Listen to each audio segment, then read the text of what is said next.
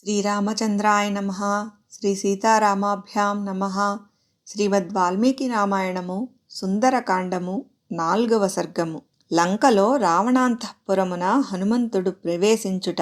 మహా తేజశాలియు కపివరుడును అయిన ఆ హనుమంతుడు కామరూపిణియు ఉత్తమురాలును అగు ఆ లంకాపురాధి దేవతను తన పరాక్రమము చేత జయించెను. సుగ్రీవునకు హితకరుడు మహాబాహువు అగు ఆ హనుమంతుడు ముఖ్యద్వారము నుండి గాక అనగా అద్వారమున ప్రాకారముపై నుండి దుమికి లంకానగరమున అడుగిడెను. సత్వ సంపన్నుడైన ఆ మారుతి శత్రువుల శిరముపైన అనగా శత్రునగరమున ఎడమ పాదము నుంచెను. పిమ్మట రాత్రివేళ ఆ నగరమున ప్రవేశించెను.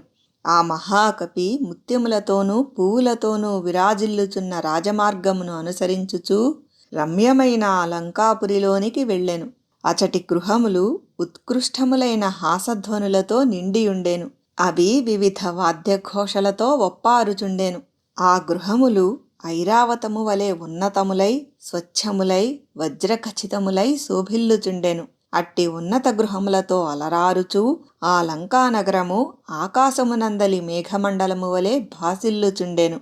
ఆ లంకానగరము స్వచ్ఛములై తెల్లని మేఘముల వలెనున్న రాక్షసుల గృహములతో జిలుగులను విరజిమ్ముచుండెను. వాటిలో కొన్ని చిత్ర విచిత్రాకారములు కలిగియుండెను. కొన్ని పద్మ స్వస్తిక చిహ్నములతో అలరారుచుండెను. మరికొన్ని వర్ధమాన నామక ఆకృతులతో విలసిల్లుచుండెను. అంతటను అట్టి రమ్య హర్మ్యములతో ఆ లంక నిరుపమానముగా నుండెను. సుగ్రీవ సచివుడు స్వామి కార్యసాధనా దక్షుడు అయిన హనుమంతుడు రామకార్యార్థము సంచరించుచు చిత్రమాల్యాభరణములతో అలరారుచున్న ఆ లంకాపురిని చూచి మిక్కిలి ఆనందించెను. ఆ పావని ప్రతి గృహమును పరికించుచూ ముందునకు సాగుచుండెను. అచటి గృహములు ఒకదానికంటే మరి ఒకటి చిత్ర విచిత్రములైన ఆకారములు కలిగియుండెను.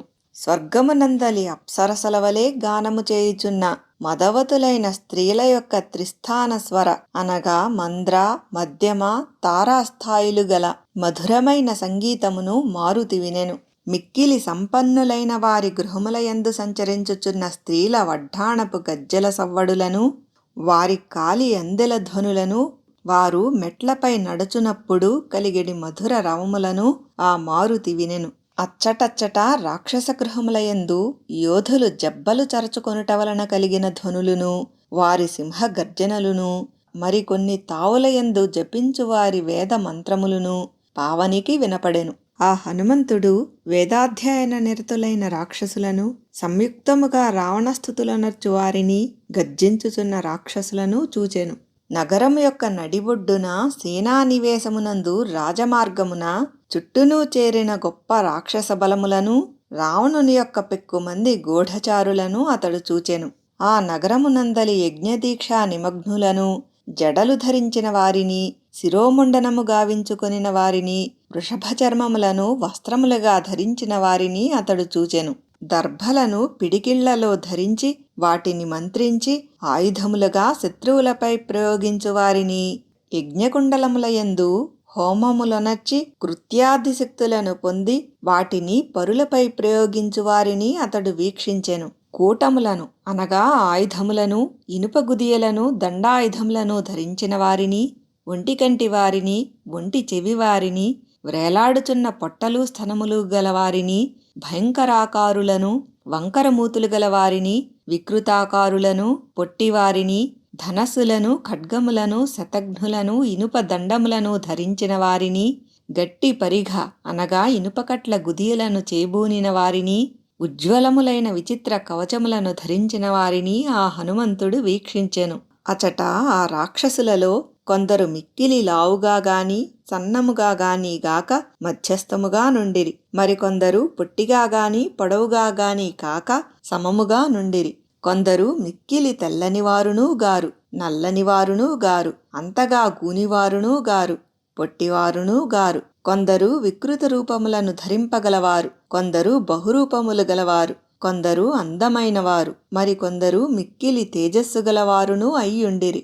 ధ్వజములను పతాకములను వివిధములైన ఆయుధములను బల్లెములను వృక్షములను పట్టిసములను వజ్రాయుధములను ధరించిన వారిని క్షేపణులను అనగా తెడ్లను పాశములను చేబూనిన వారిని ఆంజనేయుడు గాంచెను. పూలమాలలు ధరించిన వారిని, సుగంధ ద్రవ్యములను అలదుకొనిన వారిని, చక్కని ఆభరణములను దాల్చిన వారిని, నానా విధములైన వేషములను ధరించిన వారిని, స్వేచ్ఛగా సంచరించుచున్న పిక్కుమందిని, పదునైన శూలములను వజ్రాయుధములను ధరించిన మహాబలశాలురను హనుమంతుడు గాంచెను. అంతఃపుర ప్రాంగణమున మధ్యభాగమున రావణుని ఆజ్ఞానుసారము సావధానులయ్యున్న వేల కొలది సైనికులను అతడు చూచెను. అంతటా విశాలమైన బంగారు సింహద్వారము గల రావణుని ప్రాసాదమును అతడు వీక్షించెను. ప్రసిద్ధమైన రావణుని ఆ మహాభవనము త్రికూటాద్రిపై సుప్రతిష్ఠితమై ఉండెను. అది తెల్లని కమలములతో కళకళలాడుచున్న అగర్తలతో శోభిల్లుచుండెను. దాని చుట్టూను దుర్గమమైన ప్రాకారము నిర్మితమై ఉండెను. అట్టి వైభవోపేతమైన ఆ మహాభవనమును ఆ కపీశ్వరుడు దర్శించెను. రావణుని యొక్క ఆ మహాప్రాసాదము స్వర్గవైభవతుల్యమై దివ్యమై దివ్యములైన నాదములతో ప్రతిధ్వనించుచుండెను. గుర్రముల సకిలింపులతో నిండియుండెను. ఆభరణముల ధ్వనులతో నినదించుచుండెను. అది రథములతోడను పల్లకీలు మొదలగు వాహనములతోడను విమానములతోడను విలసిల్లుచుండెను. చక్కని గుర్రములతోనూ ఏనుగులతోనూ తెల్లని మేఘముల వలెనున్న 4 దంతములు గల భద్ర గజములతోనూ అలరారుచుండెను. మత్తిల్లిన మృగములతోనూ శారికాది పక్షులతోనూ భూషితమై మనోహరముగా ఉండెను. అట్టి రమ్యమైన ముఖద్వారము మహావీరులైన రాక్షసులచే పెక్కు విధములుగా రక్షింపబడుచుండెను. అయినప్పటికినీ ఆ రావణాంతఃపురమున ఆంజనేయుడు ప్రవేశించెను. ఆ రావణాంతఃపురము తప్తకాంచన ప్రాకారములతో విలసిల్లుచుండెను. అందలి లోపలి భాగము అమూల్యములైన ముత్యములతో మణులతో అలంకృతమై ఉండెను. శ్రేష్టములైన కాలాగరు చందన పరిమళములను అది వెదజల్లుచుండెను. అట్టి అంతఃపురమున ఆ కపివరుడు అడుగిడెను. వాల్మీకి మహర్షి విరచితమై ఆదికావ్యమైన శ్రీమద్ రామాయణమునందలి సుందరకాండమునందు ఇది 4వ సర్గము.